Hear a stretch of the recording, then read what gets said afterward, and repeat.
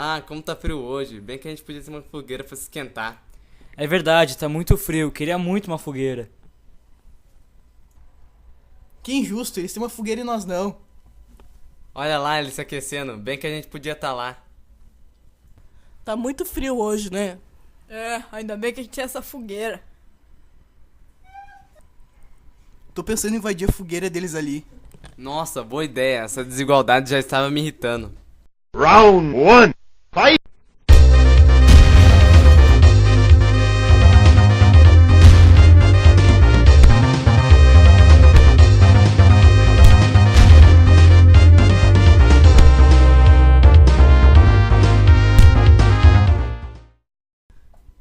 A gente tem que decidir quem vai ser o administrador da fogueira. Ah, eu acho que deve ser ele ali. Ah, muito obrigado, imagina. Acho que ele não deveria ser o líder, ele é muito ruim. Nossa, concordo. Ele não sabe administrar bem a fogueira. Ele só sente quando ele mesmo quer. O que vocês estão falando de mim aí? O que vocês estão falando de mim?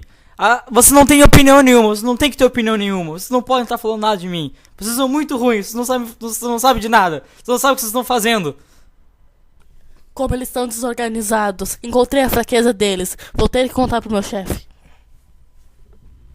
Não deve fazer Nossa, isso. você é um líder horrível. Vocês É muito ruim. Vocês não têm o que falar. Eu tenho opinião sim. Você é horrível. Você é inútil, Você é não muito tá ruim. falando nada. Você não A fogueira é nossa!